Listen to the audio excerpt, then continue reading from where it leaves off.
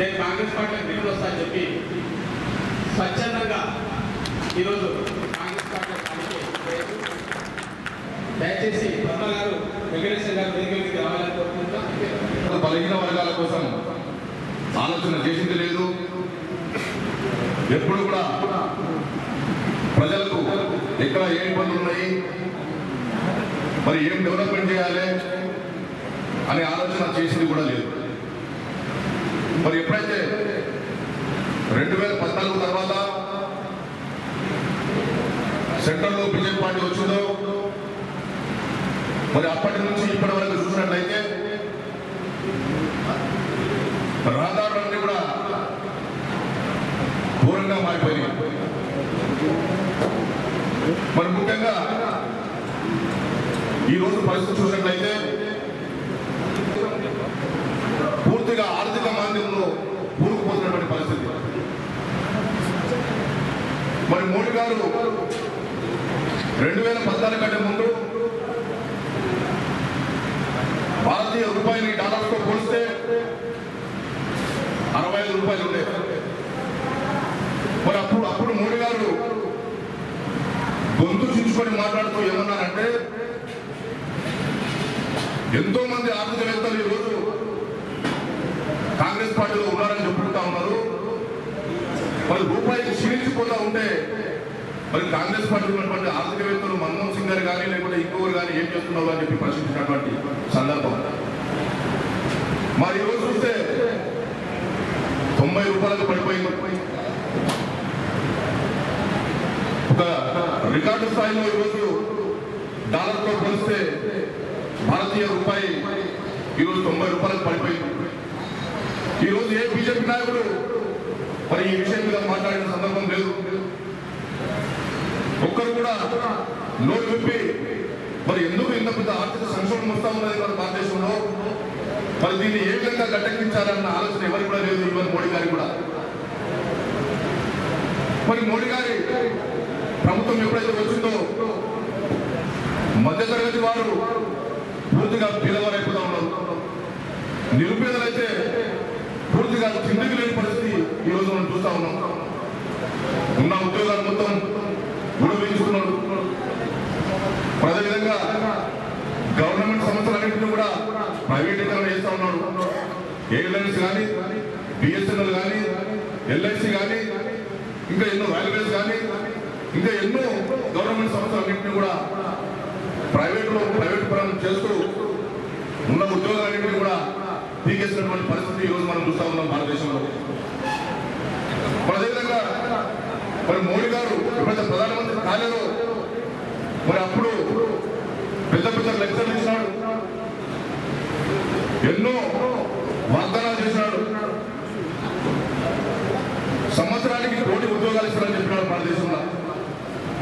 అదేవిధంగా ప్రతి ఒక్కరి ఖాతాలోకి బ్యాంకు ఖాతాలోకి 15 లక్షల రూపాయలు జమ చేస్తా ఉన్నారు. అందరూ కూడా ఎవరైతే అకౌంట్స్ లేవు, ఖాతాలు లేవు బ్యాంకులలో, అందరూ కూడా బ్యాంకులలో ఖాతాలు తెలుసుకోవడానికి రెడీగా ఉండాలని చెప్పడం జరిగింది మన మోడీ గారు. మరి ఈరోజు చూసినట్లయితే 1 కోటి ఉద్యోగాలు కాదు కదా, మరి 10 లక్షల ఉద్యోగాలు కూడా సంవత్సరానికి లేనటువంటి పరిస్థితి. ఉన్న గవర్నమెంట్ ఉద్యోగాలు కూడా తీసుకున్నటువంటి పరిస్థితి. మరి నేను ఇంతకుముందు చెప్పినట్లు అదాన్ని వచ్చినటువంటి పరిస్థితి. మరి ఈ విధంగా మోడీ గారు బీజేపీ పార్టీలో ఉన్నటువంటి భారత ప్రధాని మోడీ గారు వ్యవస్థను నడుపుతున్నటువంటి పరిస్థితి. అదే కాంగ్రెస్ పార్టీ అధికారంలో ఉన్నప్పుడు బడుగు బలహీన వర్గాలు మరి పాడటానికి నీళ్లు లేకుంటే బావి కొట్టుకోవడానికి కూడా డబ్బులు ఇచ్చినటువంటి పరిస్థితి ఆ రోజు కాంగ్రెస్ పార్టీ చేసింది. మరి ఈరోజు అలాంటి పరిస్థితి మనం చూస్తా ఉన్నాం. ఎప్పుడు కూడా బడుగు బలహీన వర్గాల కోసం ఆలోచన చేసింది లేదు, ఎలాంటి డెవలప్మెంట్ చేసింది లేదు. మరి వాళ్ళ ఎజెండా ఏంటంటే ప్రశాంతంగా ఉన్నటువంటి భారతదేశంలో పుట్టడలు పెట్టాలి, హిందూ ముస్లింలకు పుట్టడలు పెట్టాలి, ప్రశాంతంగా ఉన్నటువంటి వాతావరణాన్ని అల్లకల్లోలం చేయాలి. కేవలం భారతదేశంలో బీజేపీ పార్టీ ఒకటే ఉండాలి, అన్ని పార్టీలు నామరూపాలు లేకుండా చేయాలి అనేది వాళ్ళ ఒక ముఖ్య ఉద్దేశం, ముఖ్య ఎజెండా. మీరందరూ కూడా గమనించండి. ఎక్కడైతే ఎలక్షన్స్ వచ్చాయో పశ్చిమ బెంగాల్ వచ్చిన ఎలక్షన్స్ మరి అక్కడ ఉన్నటువంటి మమతా బెనర్జీ గారి మీద కానీ వారి స్నేహితుల మీద కానీ వాళ్ళ చుట్టాల మీద కానీ లేదంటే వాళ్ళ పాటించినటువంటి నాయకులందరి మీద కూడా ఈడీ కేసులు పెట్టడం, ఇన్కమ్ ట్యాక్స్ రైటింగ్లు చేయించడం, వాళ్ళ దగ్గర ఉన్నటువంటి డబ్బులన్నింటినీ కూడా గుంజుకొని పోయి బీజేపీ వాళ్ళ పార్టీలో తీసుకుపోవడం, వాళ్ళు సమేసుకోవడం.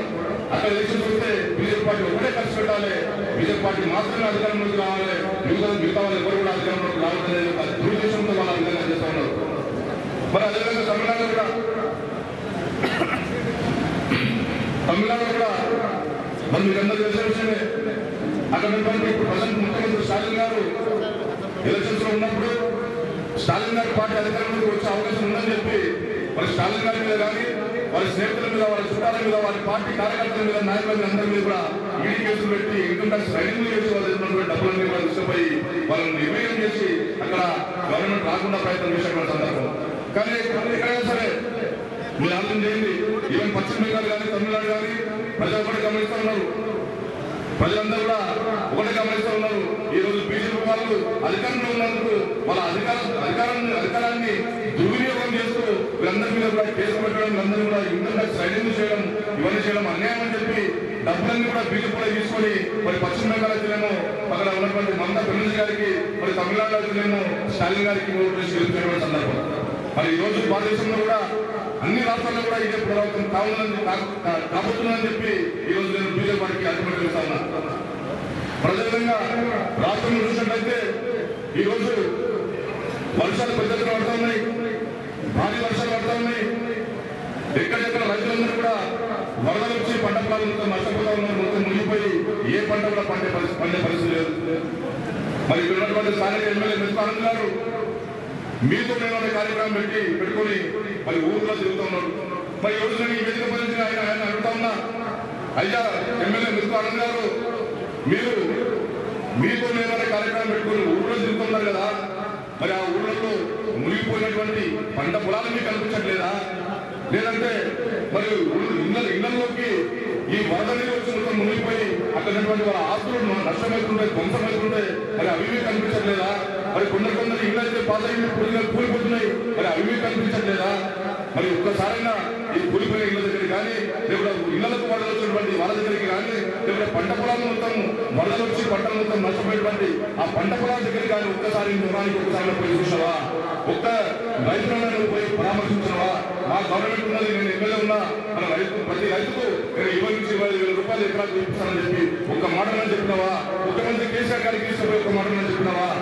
మా ప్రాంతంలో మొత్తం రైతులు మొత్తం నష్టపోతున్నారు, వరదలు వచ్చి మొత్తం భూములు కొట్టబోతున్నాయి, పంటలు మొత్తం నాశనం అయిపోయినాయి, మా రైతులు బతికే పరిస్థితి లేదు. మరి కాబట్టి మీరు తప్పకుండా మా రైతులకు సాయం చేయాలని చెప్పి మరి పంట నష్టం ఎప్పుడైనా ఇప్పిస్తాను లేకపోతే ఇస్తాను అని చెప్పి ఒక్క మాటలో చెప్పిన పాపాలను పోయినావా అని చెప్పి సందర్భంగా నేను ఆయన ప్రశ్న చేస్తా ఉన్నా. మరి మీకు అందరూ తెలిసిన విషయమే, ముఖ్యమంత్రి కేసీఆర్ గారు ఎక్కడ పోతే అక్కడ పాదయాత్ర పెట్టారు. 20 పండుగ పోతే 15 దాకా బయటికి రాడు, ప్రగతి భవన్ పోతే మన 15 దాకా బయటికి రాడు. మన ఢిల్లీ పోయిండు, 6 దాకా పెడతారు. ఏ విషయంలో 20 చూసిన ఆయన తెలియాలి. ఏ టీఆర్ఎస్ పార్టీ నాయకులు తెలియదు, ఎమ్మెల్యే తెలియదు, మంత్రులు తెలియదు, ఈ కాంగ్రెస్ పార్టీ కార్యకర్తలు కానీ ఇంకోటి కానీ అసలే తెలియదు. మరి ఈ విధంగా ఈరోజు తెలంగాణ రాష్ట్రంలో వ్యవహారం నడుస్తున్నది. కాబట్టి ప్రజలందరూ కూడా మీరందరూ కూడా ప్రజలను గుర్తుపెట్టుకోవాలి. ముఖ్యంగా ఈరోజు బండారం మండలం నుంచి ఇంచుమించు 150 మంది కార్యకర్తలు కానీ ఎంపీటీసీలు కానీ అందరూ పెద్ద ఎత్తున అందరికీ కూడా వాళ్ళందరికీ కూడా స్వాగతం తెలియజేసుకుంటూ మనం అందరం రాబోయే ఎలక్షన్ లో మన పార్టీ మంచిగా ఉంది, మన కార్యక్రమాలన్నీ కూడా చాలా మంచిగా ఉన్నాయి. కాబట్టి మన ప్రశాంత్ కుమార్ గారికి పెద్ద ఎత్తున మనందరూ కూడా గట్టిగా పనిచేసి తప్పకుండా భారీ మెజార్టీతో గెలిపించాల్సిన అవసరం ఉన్నది. అదేవిధంగా ఈ పండుగను గెలిచి ఇళ్లలో పడుకునే నాయకులందరికీ కూడా బుద్ధి చెప్పాల్సిన అవసరం కూడా ఎంతైనా ఉన్నది. ఎందుకంటే ఈ రోజు బీజేపీ వాళ్ళ దగ్గర పెద్ద ఎత్తున డబ్బులు ఉన్నాయి, టీఆర్ఎస్ పార్టీలో ప్రజలు ఎవరు కూడా ఆ రెండు పార్టీల వారు ఎవరు డబ్బులు ఇచ్చినా కూడా డబ్బులు తీసుకోవాలి. ఏ విధంగా అయితే తమిళనాడులో జరిగిందో, ఏ విధంగా అయితే పశ్చిమ బెంగాల్లో జరిగిందో ఆ విధంగా డబ్బులు ఎవరు ఇసుకోవాలి తీసుకోవాలి. ఓటు మాత్రం మనం మన కాంగ్రెస్ పార్టీకి, మన ప్రశాంత్ కుమార్ గారికి వేయాలని చెప్పి ఈ సందర్భంగా కోరుకుంటూ మరి అవకాశం ఇచ్చినటువంటి ప్రజలకు కూడా మరి ఒకసారి ధన్యవాదాలు తెలుసుకుంటూ సెలవుస్తున్నాను. నాయకులు నమస్కారం. నేను ఇంకా ఎలక్షన్ చాలా టైం ఉంది.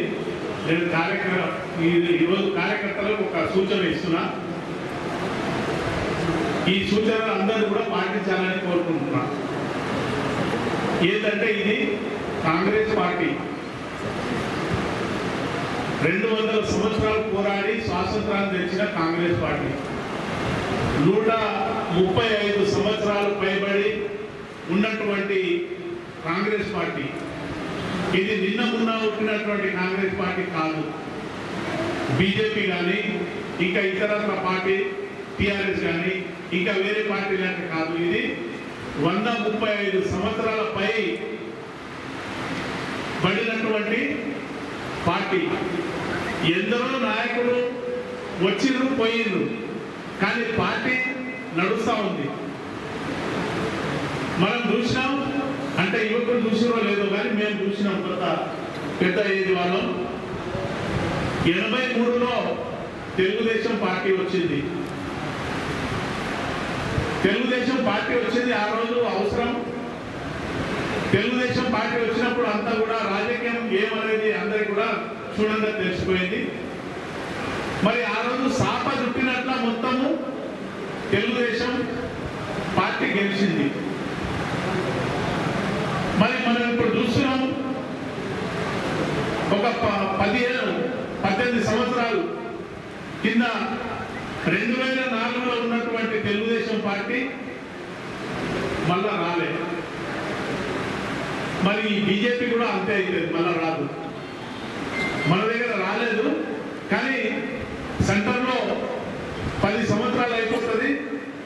అన్ని కల్లిమల్లి మాటలు చెప్పి మరి ఏం చేస్తలేదు కాబట్టి మళ్ళీ రాదు. మరి ఈ కార్యకర్తలు ఈరోజు యువకులు ఫ్యూచర్ కాంగ్రెస్ పార్టీలో మీదే ఉంది. మీరు 24 గంటల్లో 1 గంట సేపు టైం ఇయ్యింది. మీ ఊర్లలో ఎవరితో మాట్లాడుకుంటే వాళ్ళతో మాట్లాడండి. ఎవరికైనా పలకరియకుంటే పలకరియండి. పెద్ద మనుషులు కానీ మనోళ్ళు కానీ ఎవరు ఉంటే దండం పెట్టుండి, నమస్కారం అన్నా, ఏం చేస్తున్నారు, ఏమవుతుందన్నా అంటే కొన్ని 4 విషయాలు చెప్పండి మన పార్టీ గురించి. మన పార్టీ ఏంది, మన పార్టీ ఏం చేసింది, మన పార్టీ వస్తే మనం ఏమవుతాం, మన పిల్లల భవిష్యత్తు ఏమవుతుంది, మన ఫ్యూచర్ ఏమవుతుంది, మనం ఒక్కసారి మళ్ళీ చూసుకుంటే తెలుస్తుందమ్మా. ఈ కల్లిపల్లి మాటలన్నీ జూట మాట్లాడుతున్నాడు. అక్కడ ప్రధానమంత్రి మాట్లాడుతుంది, ఇక్కడ ముఖ్యమంత్రి మాట్లాడుతుంది, ఎమ్మెల్యే కూడా మాట్లాడుతున్నాడు. వాళ్ళ వదిలేసేయండి. కానీ మనం రేపు ప్రసాదాన్ని ఎట్లా గెలిపించుకుందాము, మన స్టేట్ లో కాంగ్రెస్ పార్టీని ఎట్లా గెలిపించుకుందాము, మన జెండా ఎట్లా ఎక్కిద్దాము, మన గవర్నమెంట్ ఎట్లా తెచ్చుకుందాము, మన ఫ్యూచర్ ఎట్లా, మన పిల్లల ఫ్యూచర్ ఎట్లా, అది ఇప్పుడు దగ్గర వచ్చింది. కాబట్టి ఇది అందరూ కూడా ఊళ్ళలో ప్రతి ఒక్కరితో కలిసిమెలిసి ఉండి మరి అందరం కూడా 4 ఓట్లు మనం తెచ్చుకునేటట్లయితే మనము తప్పకుండా గెలుస్తాం. ఇది బుల్లెట్ కన్నా బాంబు కన్నా ఎక్కువ బ్లస్ట్ చేసేది ఇది ఓటు. ఈ ఓటు అనేది ఆయుధం. కాబట్టి ఈ ఓటు అనేది అన్ని మనం సంపాదించుకోవాలంటే ఇప్పటి నుంచి మనం కష్టపడాలి. నాగలి కొట్టాలి, కల్టివేటర్ చేయాలి, గుడుకు కొట్టాలి, అన్ని మొత్తం చేసినాక పంట వేయాలి. పంట పడుతుంది అప్పటికి ఓటు వేసినప్పుడు. కానీ ఇప్పటి నుంచి మనం అందరం కూడా పని చేస్తూ ఉండాలి. చాలా సంతోషం. ఈ పార్టీ బలోపేతానికి మన బంటాల మండలం నుంచి మా వెంకటేశ్వర గారు పార్టీ ప్రెసిడెంట్ గారు అందరినీ కూడా టిఆర్ఎస్ పార్టీ నుంచి మరి బీజేపీ పార్టీ నుంచి పెద్ద ఎత్తున కాంగ్రెస్ పార్టీలో ఈ రోజు చేరుతున్నందుకు చాలా ధన్యవాదాలు. మీరు వచ్చినందుకు మీకు పార్టీ నుంచి మరి ఎటువంటి అన్యాయం జరగదన్నా మీరంతా కూడా గట్టిగా ప్రయత్నం చేయాలి, గట్టిగా పని చేయాలి, కాంగ్రెస్ పార్టీని తీసుకురావాలి. మరి ప్రసాదన్న మనం గెలిపించుకోవాలి. ప్రసాదన్న ఎందుకు గెలిపించుకోవాలంటే ప్రసాదన్న ఇంతకు మొదలు మనకు మంత్రి, ఎమ్మెల్యే, ఆయన గుణగణాలన్నీ మనం చూసినాం. మరి ఇప్పుడు వచ్చినటువంటి వాళ్ళకి కూడా గుణగణాలు చూసినాం. కాబట్టి ఎవరితోని కాదు, ఆయన పేరులో మరి ప్రతి ఒక్కరికి ఇల్లు, మరి ప్రతి ఊరికి రోడ్డు, ప్రతి ఊరికి కరెంటు, ఎన్నో ఎకరాల భూములు పంచడము, మరి లోను అన్ని కూడా రావడం జరిగింది. కాబట్టి పని చేసే నాయకుడికి మనం తీసుకురావాలి, పని చేసే నాయకుడిని మనం గెలిపించుకోవాలి. మరి పేదలకు మరి పనిచేసే పార్టీని గెలిపించుకోవాలి, మన గవర్నమెంట్ తెచ్చుకోవాలని ఈ అవకాశం ఇచ్చినందుకు మీకు అందరికీ పేరు పేరున ధన్యవాదాలు తెలియజేస్తూ బంటారం మండలం నుంచి ఒక ఎంపీటీసీ ఒక స్థానిక సంస్థకి ప్రాతినిధ్యం వహిస్తున్నటువంటి పద్మ వెంకటేశ్వర గారు కాంగ్రెస్ పార్టీ ఐడియాలజీ నచ్చి కాంగ్రెస్ పార్టీ భావజాలం నచ్చి కాంగ్రెస్ పార్టీలోకి చేరుతున్నందుకు ఆమెకు కూడా నేను హృదయపూర్వకమైనటువంటి కృతజ్ఞతలు తెలుపుకుంటాను. ఈ స్వాతంత్రాన్ని తెచ్చిపెట్టినటువంటి పార్టీ, స్థానిక సంస్థల్ని బలోపేతం చేసినటువంటి పార్టీ, స్థానిక సంస్థలు అనేటువంటి బలోపేతం లేనటువంటి కాలంలో ఆ రోజు స్థానిక సంస్థలను డైరెక్ట్గా నిధులించి వాటి బలోపేతం ద్వారా వాళ్ళు స్వావలంబనతోటి ఒక ఆత్మాభిమానంతో బతకడానికి అవకాశం కల్పించినటువంటి పార్టీ ఏదైనా ఉందంటే అది కాంగ్రెస్ పార్టీ. కానీ సోదరులారా, ఇదే పంచాయతీరాజ్ చట్టాన్ని 2018లో తెలంగాణ పంచాయతీరాజ్ చట్టం అని తెచ్చి స్థానిక సంస్థలను నడిపించినటువంటి పార్టీ ఏదైతే ఉంది అంటే అది టీఆర్ఎస్ పార్టీ. ఈరోజు స్థానిక సంస్థల ప్రజాప్రతినిధులు ఎవరైతే ఉన్నారో వాళ్ళందరూ వాస్తవంగా కాంగ్రెస్ వైపు చూస్తున్నారు. మళ్ళీ స్థానిక కావాలని చెప్పేసి వాళ్ళు కోరుకుంటున్నారు. ఎంపీటీసీలు కానీ జెడ్పీటీసీలు కానీ సర్పంచ్లు కానీ వార్డు సభ్యులు కానీ మాకు కాంగ్రెస్ హాయంలో ఉన్నటువంటి గౌరవం ఈ తెలుగుదేశం బీజేపీ పార్టీల హాయంలో లేదు. కేవలం శానిటేషన్ వర్కర్లుగా సర్పంచ్లను, ఛాయ్ బిస్కెట్లు తినేటటువంటి వాళ్ళుగా ఎంపీటీసీలను ట్రీట్ చేస్తున్నది ప్రభుత్వం. సోదరులారా, ఏ ఎంపీటీసీ అయినా సరే, ఏ జెడ్పీటీసీ అయినా సరే, ఏ సర్పంచ్ అయినా సరే, వాళ్ళ అధికార పార్టీకి సంబంధించినటువంటి సర్పంచ్ అయినా సరే, ఎంపీటీసీ అయినా సరే, వాళ్ళ గుండెల మీద చేసుకొని నేను సంతోషంగా ఉన్న నా పదవిలోకి అని చెప్పి ఎవరు చెప్పేటటువంటి పరిస్థితి ఈరోజు లేదు. సోదరులారా, కాంగ్రెస్ పార్టీ విషయానికి వచ్చేస్తే ఎంతో సహనం, ఎంతో నేర్పు, ఎంతో రోజున్నటువంటి రాజకీయాలు చూస్తుంటే బాధేస్తుంది. సోషల్ మీడియా వారు విమర్శల్లో తట్టుకునేటటువంటి పరిస్థితులు లేవు. విమర్శకి ప్రతి విమర్శ చేసి దాన్ని వ్యక్తిగతమైనటువంటి విమర్శలకు దారి తీసినటువంటి పరిస్థితులకు ఈరోజు మన పార్టీలు దిగజారుతున్నాయి. సోదరులకు వచ్చిన ఉదాహరణ నేను చెప్తా. పండిట్ జవహర్లాల్ నెహ్రూ గారు సుదీర్ఘకాలం ఈ దేశానికి ప్రధానమంత్రిగా ఉన్నప్పుడు రమేష్ శంకర్ అనేటటువంటి ఒక కార్టూనిస్ట్ ఉండేవాడు. ఆయన ఎప్పుడు టైమ్స్ ఆఫ్ ఇండియాలో నెహ్రూ గారు ఎంత మంచి పని చేసినా కూడా ఆయన వ్యంగ్య చిత్రాలు తీస్తూ ఆయనని మానసిక క్షోభకి గురి చేసినటువంటి వాడు. కానీ నెహ్రూ గారు 15 సంవత్సరాల తర్వాత ఒక చిన్న అకేషన్లో తిరువనంతపురంలో ఆయన పిలిచి ఆయనకి పెద్ద సన్మానాన్ని ఏర్పాటు చేసి ఏమన్నాడంటే, నేను ఎప్పుడైనా చిన్న చిన్న తప్పులు చేస్తే ఈ శంకర్ అనేటటువంటి వ్యక్తి ఆ తప్పుని ఎత్తి చూపెట్టు నన్ను సన్మార్గంలో నడపడానికి ప్రయత్నం చేసి ఇంత సుదీర్ఘకాలం ఈ దేశానికి ప్రధానమంత్రిగా ఉండేటటువంటి దానికి గుర్తుపడ్డారు. Hats off Shankar. ఒకవేళ నన్ను విమర్శించి ఉండకపోతే నేను ఈ దేశానికి ఇంత సుదీర్ఘకాలం పనిచేసేటువంటి ప్రధానిగా ఉండకపోతుంటే అని చెప్పేసి సన్మానం చేసినటువంటి సందర్భం. అది కాదు సోదరులారా, 2015-16లో తమిళనాడులో ఒక పార్టీ ఉంటుంది డిఎండికే అని చెప్పేసి. ఆ సినిమా హీరో ఉంటాడు విజయకాంత్ అని చెప్పి. ఆ విజయకాంత్ అనేటటువంటి హీరో ఒక పార్టీ పెట్టి అక్కడ జయలలిత అధికారంలో ఉంటే తమిళనాడు మొత్తం తిరిగి ఎక్కడ సభ పెట్టినా జయలలితను విమర్శించడం ప్రారంభించాడు. విమర్శించడం ప్రతిపక్షాల హక్కు. ప్రజాస్వామ్యంలో ప్రతిపక్షాలకి రాజ్యాంగం ఇచ్చినటువంటి ఒక వరం విమర్శ. అది సద్విమర్శ కానివ్వండి, లేకపోతే ఇంకేదైనా విమర్శ కానివ్వండి. కానీ నిజమైనటువంటి నాయకుడికి విమర్శని స్వీకరించేటటువంటి తత్వం ఉండాలి, విమర్శని స్వీకరించేటటువంటి జ్ఞానం ఉండాలి. ఆ విజయకాంత్ అనే ఆయన 200 సభలలో జయలలితను విమర్శించాడు. 200 డిఫర్మేషన్ కేసులు ఇస్తుంది. ఇది ఆన్ రికార్డు చెప్తున్నాను. తమిళనాడులో విజయకాంత్ అనేటటువంటి ఒక పార్టీ నాయకుడి మీద 200 కేసులు వేస్తే ఆయన ఏ కోర్టుకు పోవాలి, ఎక్కడ పోవాలని చెప్పేసి సుప్రీంకోర్టులో పిటిషన్ వేసిండు. అయ్యా, తమిళనాడులో వివిధ ప్రాంతాల్లో నమోదైనటువంటి కేసులన్నింటినీ తెప్పించండి, ఒక్క దగ్గర నాకు సుప్రీంకోర్టులో విచారణ తెప్పించండి. సుప్రీంకోర్టు మొత్తం కేసుల్ని ఒక దగ్గర విచారణ చేసి ఒక చారిత్రాత్మకమైనటువంటి తీర్పు 2016లో వచ్చింది. ఆ తీర్పు ఏంటంటే, విమర్శల్ని తట్టుకునే శక్తి సామర్థ్యాలు మీ దగ్గర లేకపోతే ప్రజా జీవితం నుంచి తప్పుకోండి అన్నది జయలలిత చెప్పిన మాట. విమర్శల్ని స్వీకరించేటటువంటి జ్ఞానం మీకు లేకపోతే ప్రజా జీవితం నుంచి తప్పుకొని వ్యాపారాలు ఇంకోటో చేసుకోండి అని చెప్పింది. సోదరులారా, రాజకీయాలలో సహనం ఉండాలి. విమర్శల్ని సద్విమర్శల్ని స్వీకరించి దాన్ని మంచి దారిలో నడిపించుకునేటటువంటి పరిస్థితులు ఉండాలి. నాయకునికి ఉందాతనం ఉండాలి. నాయకుడు అనేటటువంటి వారు కార్యకర్తల్ని నడిపించాలి, డామినేషన్ చేయకూడదు. ఆ నాయకుడికి ఉండేటటువంటి లక్షణాలు మా ప్రసాద్ కుమార్ గారి దగ్గర ఉన్నాయి. ఆయన చూసి నేర్చుకోవాల్సినటువంటి అవసరం ఉంది. నాయకుడు అనేటటువంటి ఏ రకంగా ఉండాలి అనే దాని మీద ఒక క్లాసే ఉంటుంది, ఒక లెక్చరే ఉంటుంది. నేను కొత్తగా సర్పంచ్ అయినప్పుడు అపార్ట్మెంట్ ఇచ్చారు, 3 రోజులు ట్రైనింగ్ ఇచ్చారు, నాయకుడు అనేటువంటి వాళ్ళు ఏ రకంగా ఉండాలని చెప్పేసి. కాబట్టి ఎవరైతే విమర్శలను తట్టుకోక ఈరోజు ఇంత తీవ్రమైనటువంటి వ్యక్తిగతమైనటువంటి విమర్శలకి దారి తీసుకున్నటువంటి నాయకులు ఉన్నారో వాళ్ళందరూ అలాంటి పర్సనాలిటీ డెవలప్మెంట్ క్లాసులకు పోయి నాయకులకు ఉండేటువంటి లక్షణాలని అలవర్చుకోవాల్సినటువంటి అవసరం ఉందని చెప్పేసి కోరుకుంటూ, ఇదే రకంగా కాంగ్రెస్ పార్టీలోకి, కాంగ్రెస్ పార్టీ భావజాలం నచ్చి, కాంగ్రెస్ పార్టీ నచ్చి ఎంతో మంది ప్రజాప్రతినిధులు భవిష్యత్తు తరాలలో కాంగ్రెస్ పార్టీకి రాబోతున్నారు. ముఖ్యంగా వికారాబాద్ ప్రాంతంలో, వికారాబాద్ నియోజకవర్గంలో ఎంతో మంది ఇంకా సంవత్సరం 15 నెలల టైం ఉంది. ఈ టైంలో ఏదైనా జరగవచ్చు. ఎంతమంది అయినా ప్రజాప్రతినిధులు కాంగ్రెస్ పార్టీ జాయిన్ కావడానికి ఉంది. సోదరుగా ఇంకా బీజేపీ పార్టీ విషయం చాలా మంది చెప్పారు. ఈరోజు బీజేపీ గురించి ఒక మాట పనిచేస్తాను.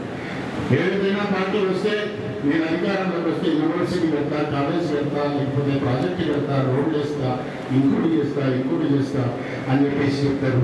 కానీ నేను గుళ్ళు పెడతా, గోపురాలు పెడతా, మసీదులు పెడతా అని చెప్పేసినటువంటి ఏకైక ఏజెండా పెట్టుకున్నటువంటి పార్టీ ప్రపంచంలో ఏదైనా ఉంది అంటే అది భారతీయ జనతా పార్టీ. సోదరులకు చిన్న ఉదాహరణ చెప్తా. 1948లో కొత్త దేశానికి స్వాతంత్రం వచ్చింది. జూనాగఢ్ అనేటువంటి ఒక సంస్థానం ఉండేది సౌరాష్ట్ర, గుజరాత్. ఆ జూనాగఢ్ అనేటువంటి సంస్థానం భారతదేశంలో విలీనం కావడానికి కొంత ఎలక్షన్ జరిగింది. పటేల్ గారు పోయి, సర్దార్ వల్లభాయ్ పటేల్ గారు ఆ జూనాగఢ్ సంస్థానానికి పోయి అక్కడ ప్రజలకు చెప్పేది ఏమని, మీరు భారతదేశంలో విలీనం కంటే సోమనాథ్ దేవాలయాన్ని కట్టిస్తాం, పునర్నిర్మిస్తామని చెప్పేసి. ఆ మాట వచ్చి నెహ్రూ గారికి, గాంధీ గారు చెప్తే నెహ్రూ గారు ఏమన్నారంటే, నేను ప్రభుత్వ డబ్బులతో యూనివర్సిటీ పెడతా, కాలేజీలు పెడతా, స్కూళ్ళు పెడతా, ఇంకోటి పెడతా, కానీ గుళ్ళు గోపురాలను కట్టను. ఈ ధర్మాన్ని ఇంట్లో పెట్టుకుని రండి. ధర్మానికి బయటి బాహ్య ప్రపంచానికి ఏ రకమైనటువంటి సంబంధం పెట్టకూడదు. ఒకవేళ సంబంధం పెడితే వాడు రాజకీయ నాయకుడు కాలేడు అని చెప్పాడు. నేను అంతటి సెక్యులర్ మెంటాలిటీ కాబట్టి ఒకవేళ అంత గుడిలో మసీదు గోపురాలు కట్టాలనుకుంటే సొంత డబ్బులతో చందాలు వేసుకొని కట్టండి, ఏ రకమైనటువంటి అభ్యంతరం లేదో చెప్పినటువంటి గొప్ప సెక్యులర్ భావజాలం ఉన్నటువంటి party Congress party. First TRS party నాది, సర్పంచ్ చేసిన ఓడిపోయిన, మళ్ళీ ఎంపీడీసీకి బీఫామ్ అడిగిన, టీఆర్ఎస్కి బీఫామ్ అడిగితే ఇయ్యలేడు. మంచి లీడర్లు అప్పుడు ఎవరు ఎమ్మెల్యే ఆనంద్ సార్ గెలిచినప్పుడు ఎవరు లీడర్లు, పెద్ద లీడర్లు ఎవరు లేరు. మేము మా ఏజ్ పిల్లలు ఒక 10 మంది నుండి నా సొంత డబ్బులు ఒక 50,000 నా సొంత డబ్బులు ఖర్చు పెట్టుకొని ఎమ్మెల్యేని గెలిపించినాక సర్పంచ్ బీఫామ్ ఇచ్చింది. మళ్ళీ ఎంపీడీసీకి అడిగితే అప్పుడు ఏం చేసిండ్రు, లీడర్లు పెద్ద లీడర్లు వచ్చారు, నా ఒక్కల లీడర్లు వచ్చారు, డబ్బులున్న వాళ్ళందరూ ఏం చేసి నన్ను పక్కకు దొరికేసింది. ఇక మా ఎంపీడీసీ వెంకటేశ్వరకు బీఫామ్ వద్దు, ఎంపీడీసీకి బీఫామ్ ఇస్తే మళ్ళీ ఓడిపోతాడు వద్దని చెప్పారు. వద్దంటే నేను ఇండిపెండెంట్ ఎంతమంది తయారైన కాగితాలు అన్నీ రెడీ చేసుకుంటే మా కాక మండల పరిషత్ వెంకటేశ్వర ఏం చేసి తెలుసుకొని మా పార్టీలో దాబెడలు నీకు ఇస్తాం, డబ్బులు కూడా పెట్టద్దు, డబ్బులు కూడా నేను యానన్న చేస్తా, యానన్న తెచ్చి నేను గెలిపిస్తానందుకు అప్పుడు నా ఇంటున్న కార్యకర్తలకు, అందరు టీఆర్ఎస్ కార్యకర్తలు కూడా అడుగుంటే మళ్ళీ బీఫామ్ చేయవచ్చు కదా, ఎట్లయినా మీరు పోయి కాంగ్రెస్కి వేయండి, మేము బయట తిరగకుండా లోపల సపోర్ట్ చేసి మేము గెలిపిస్తామని మా కార్యకర్తలు ఇప్పుడు వచ్చిన కార్యకర్తలు, టీఆర్ఎస్ నాయకులు, ప్రజలు కూడా చెప్తున్నారు. నాకు అక్కడ ఆరు సపోర్ట్ చేసి సపోర్ట్ చేసి గెలిపించినాక మళ్ళా 2-3 నెలలు లీడర్లు డబ్బులు వాళ్ళు ఏం చేసి నీకు ఈ పైసలు ఇప్పిస్తాం, మా పైసలు ఇప్పిస్తాం అన్ని చేసి మళ్ళీ టీఆర్ఎస్ అందిస్తాడు. ఏం చేశారు, అక్కడ వాడేసారు. ఇక మూడో వాడేసినాను, కానీ అప్పుడు మూడో వాడేసినాక ఇంకా ఇస్తారేమో, ఆగవారికి ఇస్తారేమో, ఇవ్వడానికి ఇస్తారేమో, ఊరు ప్రజలకు డెవలప్మెంట్ మర్చిపోయినాయి టీఆర్ఎస్. ఇక నన్ను పక్క తప్పి వాళ్ళు నా మీద వాళ్ళు ఆట ఆడుకుంటున్నారు ఆనంద్ దగ్గర. ఇక ఆట ఆడుకోవడానికి ఇక సంవత్సరం చూసి 2 సంవత్సరాలు గ్యాస్ వచ్చిపోయి ఇక మళ్ళా సార్ దగ్గర పోయినా, ప్రతి సార్ దగ్గర, సార్ లేదు సార్ ఎట్లా సార్ అంటే మీకు ఆపద వద్దా గిల్లంటే మీరు ఏమైనా చెప్పిస్తుంది, మేడంతో చూడ మేడంతో వర్కులు కూర్చుంటారని సార్ చెప్పినాను. సరే సార్ అని మొన్న మాట్లాడుకొని నా తోటి ప్రజలని అందరినీ, నా ఇంట్లో కార్యకర్తలు, ప్రజలందరూ టీఆర్ఎస్ కానీ బీజేపీ కానీ మా మామూలు మా అల్లుళ్ళు అందరూ మాట్లాడుకొని వాళ్ళు తీసుకొని వచ్చిన ఈ పార్టీలో కలవబోతున్నాం. ఇంకా ఆ ఎమ్మెల్యే దగ్గర కూడా సర్పంచులు కానీ నా తోటి సార్ ఎంపీడీసీ కానీ భూలుకున్నారు అంతే. వాళ్ళు ఆ సార్ దగ్గర భూలుకోరు, అది ఆడిట్ కేసులు పెడతాం, అది కేసులు పెడతామని అందరూ భూలుకున్నారు. ఈ త్వరలో కూడా నేను నా నా తోటి ఎంపీటీసీల సర్పంచ్ని ఎప్పుడు తోలుకొచ్చేదో ఈ త్వరలో తోలుకొస్తారని నేను మాటిస్తున్నాను. ఈ అవకాశం ఇచ్చిన అందరికీ ధన్యవాదాలు. నమస్కారం. పెద్దలందరికీ నా యొక్క నమస్కారములు. అందరికీ పేరు పేరున నమస్కారం చెప్తున్నాను. ఫస్ట్ నేను కాంగ్రెస్లోనే ఎంపీటీసీగా గెలిచినాను. గెలిచినాక అంత టీఆర్ఎస్ పార్టీలకు చేరికై మళ్ళీ కొన్ని రోజులు అందులో తిరిగి ఏం పనులు చేయట్లేదు. పేరుకు గెలిచినందుకు మాత్రమే కానీ మేము అసలు ఒక పని కూడా ఊళ్ళో చేయలేదు. పేరు గెలిచిరు అని వాళ్ళకి ఏం పని చేయట్లేదని గ్రామపల్లిలో అందరూ తిరుగుతూనే ఉంటారు. ఒక పని కూడా మేము ఇంతవరకు చేసిన పని లేదు. చేసిన పని కూడా మేము డబ్బులు కూడా ఇవ్వలేదు. అందుకే మళ్ళీ ఇది కాంగ్రెస్ ముఖ్యంగా అందులో గెలిచినాం కాబట్టి అందులోనే చేరిపోయారు మంచిదని ఇందులోకే వచ్చాను.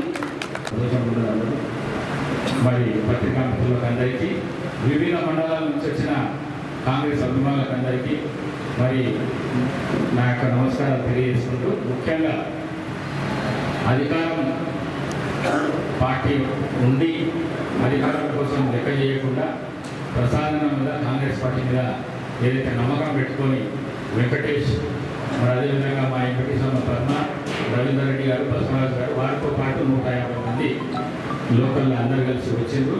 కానీ ఎవరికి కూడా కాంగ్రెస్ పార్టీ తరఫు నుంచి కానీ నా తరఫు నుంచి కానీ రెస్పెక్ట్లో మాత్రం ఎక్కడ తక్కువ చేయాలి. కాంగ్రెస్ పార్టీ అంటేనే క్రమశిక్షణ గల పార్టీ. అది అందులో వికారాబాద్లో మరీ క్రమశిక్షణ గల పార్టీ. దానికి నిదర్శనం ఒకటి ఉన్నది. ఒక చిన్న విషయం చెప్తా. సత్యం రెడ్డి గారు మున్సిపల్ చైర్మన్ ఆయన అనౌన్స్ చేసేది. దాని తర్వాత సుధాకర్ రెడ్డికి వాళ్ళు వీళ్ళు చెప్పగానే ఆయన కొంతమంది కౌన్సిలర్లను తీసుకొని వెళ్ళిపోయాడు. నా కర్నూలు దాకా పోయాడు. అది ఒకటే మాట చెప్పిన, సుధాకర్ రెడ్డి నువ్వు రావాలి, మనం మాట ఇచ్చాము, స్టేట్ చేయాలి. అప్పుడే ఎప్పటికి వచ్చాడు, స్టేట్కు చేసినాము, స్టేట్ చైర్మన్. ఇగో ఇది కాంగ్రెస్ పార్టీ అంటే ఇది. ఇట్లా ఈ విధంగా క్రమశిక్షణ గల పార్టీ కాంగ్రెస్ పార్టీ. మరి వెంకటస్వామి గారి శిష్యుని, ఇంద్రారెడ్డి శిష్యుని నేను. మన వాళ్ళు కూడా ఏదైనా మాట ఇస్తే తప్పదు. నేను కూడా ఏదైనా మాట ఇస్తే మాత్రం అదే మాట మడమ దీపము మాట ఇది చేయమని ఒక సామెత ఉంది కదా రాజశేఖర రెడ్డి గారు. ఆ విధంగా ఉంటుంది కాంగ్రెస్ పార్టీలో. మరి ఈ మధ్యకాలంలో నేను మాట్లాడద్దు, ఈ లోకల్ ఎమ్మెల్యే గురించి అసలు నేను మాట్లాడద్దు. నేను మాట్లాడాలి కేసీఆర్ గురించి, కేటీఆర్ గురించి, వాళ్ళ ఫ్యామిలీ గురించి, హరీష్ రావు గురించి. ఎందుకంటే నేను సమైక్య ఆంధ్రప్రదేశ్లో మంత్రి పదవి చేసినాను. కానీ ఈయన గురించి మాట్లాడవలసి ఎందుకు వస్తున్నది అంటే 3 సంవత్సరాలు అయింది, ఒక్క పని కూడా ఇప్పటిదాకా లేదు. ఒకటి మొన్న 12 కోట్ల బ్రిడ్జి చూపించి ఆ సోషల్ మీడియా వచ్చింది, దాంట్లో చూపించాడు. కడువ కప్పుకున్నాడు, అవి షాలు కప్పుకున్నాడు, అవి చేశాడు. అది ఇంతవరకు దాని సంగతి ఏంటో కూడా తెలియదు. మరి ఎన్నో కార్యక్రమాలు మేము జీవోలు ఎన్నో చేసినాం. మన శివసాగర్ కానీ, మెడికల్ కాలేజీ కానీ, లేకుంటే ప్లే గ్రౌండ్ది కానీ, లేకుంటే ఆర్డీఓ ఆఫీస్కు ఆ స్థలం ఉన్న దగ్గర బిల్డింగ్ కట్టడం కానీ, ఎంఆర్ఓ ఆఫీస్కు బిల్డింగ్ కట్టడం కానీ, మరి ఇట్లాంటి మరి మున్సిపల్గా స్వర్గీయ జైపాల్ రెడ్డి గారు 3,200 కోట్లది శాటిలైట్ సిటీ దేశంలో 7 శాంక్షన్ అయితే ఒకటి వికారాబాద్ పెట్టిండు ఆయన మహాత్ముడు. ఆ పైసలు కూడా పోయిన ఎమ్మెల్యే పాపం సంజయరావు ఆయన తెలియకపోయాడు. ఇప్పుడున్న ఎమ్మెల్యేకు దాని విషయం కూడా తెలియదు. ఇప్పుడున్న ఎమ్మెల్యే 3 సంవత్సరాల నుంచి ఏం చేస్తున్నాడు, ఆయన ఏం చేస్తున్నాడు? సీఎం దగ్గర ప్రెస్ మీట్ అయితే ఆడ ఉన్న చిన్న చిన్న ఆఫీసర్లను వాళ్ళని పట్టుకొని తెలుసుకొని పోయి కూర్చుంటున్నాడు. ఇది అంతా చెప్తున్నారు, వాళ్ళే చెప్తున్నారు. లేకుంటే హెలికాప్టర్లో దిగుతున్నాడు, లేకుంటే మీతో నేను అనే ప్రోగ్రామ్ చేస్తున్నాడు. నేనేమంటున్నా అంటే నేను పర్సనల్గా ఏం విమర్శిస్తలే. వాళ్ళ కార్యకర్తలు వాళ్ళ నాయకులు ఏమంటున్నారు అంటే గుడ్డోడు అన్నమాట కదా అంటే నేను గుడ్డోడు అంటే నేను మాజీ మంత్రి పని చేసిన అసలు నీ ఎమ్మెల్యే గురించే మాట్లాడుతున్నాను. కానీ పని చేస్తాడు కాబట్టి మాట్లాడవలసి వస్తుందని మాట్లాడుతున్నా. గుడ్డోడు అల్లే నేను ఒక ఫంక్షన్ హాల్లో బసంత్ ఫంక్షన్ హాల్లో ఒక 5-6 మంది నిలబడితే నేను లోపల పోతుంటే ఒక ఆయన వచ్చి చెప్పిన ఎమ్మెల్యే గారు ఉన్నారంటే 7 రోజులు కనబడతారు కన్నా అంతే అన్నా. కానీ నేను గుడ్డోడు అల్లే నేను అన్నా. మాది చాలా రెస్పెక్టబుల్ ఫ్యామిలీ మాది. మేము రెస్పెక్ట్ కాదు తక్కువ చేయము ఎవరినైనా కూడా. ఆయన మన ఎమ్మెల్యే అయినా ఆయన గురించి నేను తప్పెందుకు మాట్లాడతా, పర్సనల్ ఎందుకు మాట్లాడతా? పర్సనల్గా కూడా విమర్శించాలి. ఇప్పుడు అన్న చెప్పాడు, వైపాల్ భాయ్ చెప్పాడు, రాజకీయంలో అవన్నీ ఏమున్నాయి అని ఏదంటే అది విమర్శించవచ్చు. కానీ ఇంకా విమర్శించాలంటే చాలా ఉన్నాయి, తయారవుతున్నాయి. నీ మొత్తం కథ తీస్తా, మొత్తం నీ చరిత్ర తీస్తా, నీ కథ తీస్తా. నువ్వు ఈ 3 ఏళ్ళలో నువ్వు ఏం చేసినావో దాన్ని తీస్తా. ఈ దళిత బంధు అని చెప్పి పిల్లలతో ఏదైతే అమాయకులైన ఎస్సీ పిల్లలతో నువ్వు ఏదైతే బిజినెస్ చేసుకుంటా, దళిత బంధు విషయాన్ని చెప్పుకుంటా, నువ్వు వాళ్ళని మోసం చేసుకుంటా, వాళ్ళ కెరియర్ను మొత్తం దెబ్బ తీసుకుంటా నువ్వు ఏమేమి నాటకాలు ఆడుతున్నావో 4-5 రోజులు 6 రోజుల్లో ఒక ప్రెస్ మీట్ పెట్టి నీ మొత్తం చిట్టా చదువుతా, నీ చిట్టా చదువుతా, నీ సంగతి ఏంటో మొత్తం వికారాబాద్ ప్రజలకు అందరికీ చెప్తాను. నీకు వైపాల్ భాయ్ చెప్పేది అది నీ పార్టీలో ఉన్న మహిళా తల్లి. మాకు ఆమె అంటే చాలా రెస్పెక్ట్. ఆమె మీద దాడి చేయించావు. నీకేమైనా సిగ్గు? దానికి ఒక మహిళ మీద దాడి చేయించావు. నీ పార్టీ మహిళ మీద 3 సార్లు జిల్లా పరిషత్ చైర్మన్ ఆమె మీద దాడి చేయించావు. నీకేమైనా బుద్ధి ఏమైనా ఉందా? సిగ్గు బుద్ధి ఏమైనా ఉందా? 14 మంది ఎమ్మెల్యేలను పనిచేసాం ఆమె దగ్గర. తర్వాత నేను మంత్రి అయితే కూడా ఆమె రెస్పెక్ట్ ఏమో ఆ రెస్పెక్ట్ పెట్టాం. ఆ విధంగా ఉండాలి. కానీ ఈ చిల్లర పనులు చిల్లర లెక్కలు మాకు రావు, మేము వెయ్యం. సోషల్ మీడియాలో కూడా నేను చెప్తున్న పిల్లగారు సోషల్ మీడియాలో పెడుతున్నారు. అది ఆనంద్ ప్రోత్సహిస్తున్నాడు. ఆనంద్ చాలా చిత్తులమారి నక్కలాగా తయారైండు ఈ వికారాబాద్ నియోజకవర్గానికి. ఆ చిత్తులమారి నక్క సంగతి నేను చెప్తా. మీరు మాత్రము రాజకీయంగా ఎడ్యుకేటర్లు ఉన్నారు, ఎస్సీ పిల్లలు కాబట్టి మీరు ఈ దాంట్లో రాకుండా, ఎమ్మెల్యే చక్కెరలు రాకుండా మీ పని మీరు చేసుకోండి. 4 రోజులలో నామం మునిగిపోయేది ఉన్నది. మునిగిపోయేదానికి మీరెందుకు పరిచయం అవుతారు? మీరు మంచిగా ఉండండి. మీరు మంచి మీ ఊళ్ళలో మీరు రెస్పెక్టబుల్గా బతకడానికి ప్రయత్నం చేయండి. మీకు ఇచ్చిన అవకాశాన్ని సద్వినియోగం చేయండి. మీకు ఏదైనా ఫండ్స్ ఉంటే డెవలప్ చేయండి. కానీ ఈ విధంగా ప్రతిపక్ష నాయకుడిని, అదే మాజీ మంత్రిని చిన్న పిల్లలు సోషల్ మీడియాలో విమర్శించొద్దు. మీరు విమర్శిస్తే మేము పెట్టవలసి వస్తుంది. మాకు రావు చిల్లర పనులు దేనికే. కానీ ఏం చేయాలి? నిన్ను చూసి చేయవలసి వస్తుంది. నేను వద్దంటున్నా, మా వాళ్ళకు పెట్టకుండా చేయకుండా అంటున్నా. కానీ నువ్వు చేసే పనులకు చేయవలసి వస్తున్నది. నువ్వు ఏం చేసేదానికి అన్ని చేస్తాం మేము. నువ్వు చేయవలసింది ఒకటే, చాలా పెండింగ్ జీవోలు ఉన్నాయి. నువ్వు కేసీఆర్ దగ్గరికి పోతావా, కేటీఆర్ దగ్గరికి పోతావా, ఇంకా బ్రహ్మదేవుని దగ్గరికి పోతావా? ఆ జీవోలన్నింటినీ ఇంప్లిమెంటేషన్ చేసే పని నువ్వు చేయి. నువ్వు ఇవన్నీ బంద్ చేయి. ఈ నాటకాలు బంద్ చేయి, యాక్టింగ్లు బంద్ చేయి, ఈ పిల్లలను ఖరాబ్ చేసుకుని బంద్ చేయి.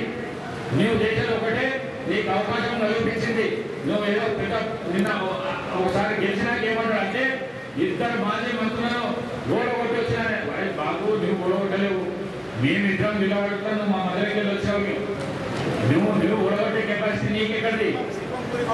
సింహము పులి కొట్టాలంటే నువ్వు నక్కలాగా బయటకు వెళ్ళావు. నీవెక్కడ ఓడగొట్టావు? అన్నాను మేము ఓడిపోలేమేము. 1200 ఓటమే నాది. ఓడిపోలే. నువ్వేమనుకుంటున్నావు అంటే ఒక్కసారి ఎమ్మెల్యే గెలిస్తే జీవితం అంతా నేనే ఉంటా అనుకుంటున్నావు. అట్లా కాదు.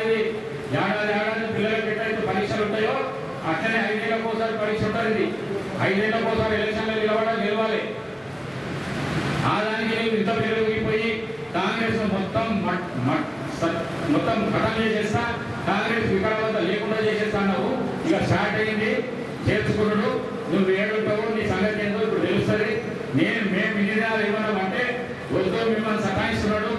సర్పంచ్ లాగైతేనేమో డీపీఎం పంపిస్తున్నాడు, లేకుంటే ఎంపీటీసీ లాగైతే బెదిరిస్తున్నాడు. ఇంకా వేరే అయితే మా పిల్లలను, మా మురళిని అసంటోళ్ళను, కొంతమందిని కాంగ్రెస్ వాళ్ళను కేసులు పెట్టి భయపెట్టిస్తున్నాడు. పోలీసు వాళ్ళు కూడా మొన్నటిదాకా నీకు పనిచేశారు. ఇక ఇప్పుడు పనిచేసే ప్రసక్తి లేదు. పోలీసు వాళ్ళకు కూడా రెస్పాండ్. ఇక ఈ రాష్ట్రంలో టీఆర్ఎస్ పార్టీ వస్తలేదు. కేసీఆర్ అర్థమైపోతున్నాడు. కాంగ్రెస్ వస్తున్నది, రేవంత్ రెడ్డి వస్తున్నాడు, ప్రసాద్ వస్తున్నాడు. ఇక వాళ్ళు వచ్చినాక మనం పరిచయం అయిపోతాము. ఇక ఒక్కరి మాట వినొద్దు, అందరికీ సాయం చేయాలని పోలీసులకు కూడా అర్థమైపోయింది. ఇక వాళ్ళు మన జోలికి వచ్చే పరిస్థితి లేదు. ఇప్పుడు ఇక మన మీద కేసులు ఆనంద్ తాత వచ్చి చెప్పినా కేసులు పెట్టే పరిస్థితి మాత్రం లేదు. వికారాబాద్ మాత్రం ఆ పరిస్థితి లేదు. మరి ఆ విధంగా నేను ఆయన ఒకటే సూచన చేయవలసిన పెద్దరికంతో, నేను చాలా పెద్ద ఆయన కంటే ఏమంటున్నా అంటే, నీకు అవకాశం దొరికింది. ఆ అవకాశాన్ని నువ్వు సద్వినియోగం చేసుకో. నువ్వు డెవలప్మెంట్ విషయం ఆలోచన చేయి. ఎమ్మెల్యేను శాసనసభలో చట్టాలు తయారు చేసేది అంటున్నావు.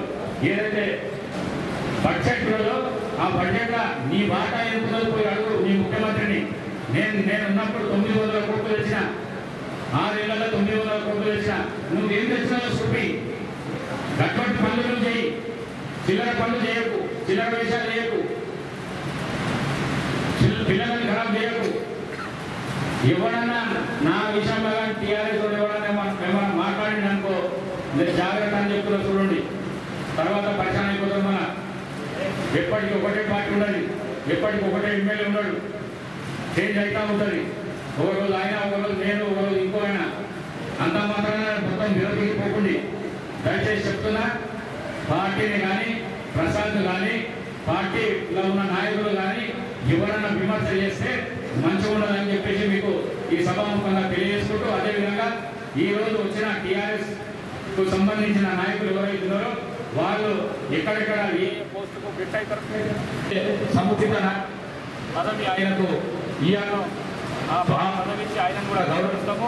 అదేవిధంగా వెంకటేష్, పద్మ గారు కూడా ఎలక్షన్ అయినాక కూడా ఇంకా 4-5 నెలలు వాళ్ళు పరిస్థితి ఉంటుంది కాబట్టి, ఒక ఏడాది ఉండే పరిస్థితి ఉంటుంది కాబట్టి వాళ్ళు ఈ 4 ఏళ్లలో చేయని పని వాళ్ళు ఉన్న 3-4 నెలలు, 5 నెలలు, 6 నెలలు ఏదైతే ఉంటుందో తప్పకుండా కాంగ్రెస్ అధికారంలో రాగానే వాళ్ళని ఆడుకునే పని మాత్రం తప్పకుండా వెంకటేష్ గారికి, వెంకటేష్ రవీందర్ రెడ్డి గారు అందరికీ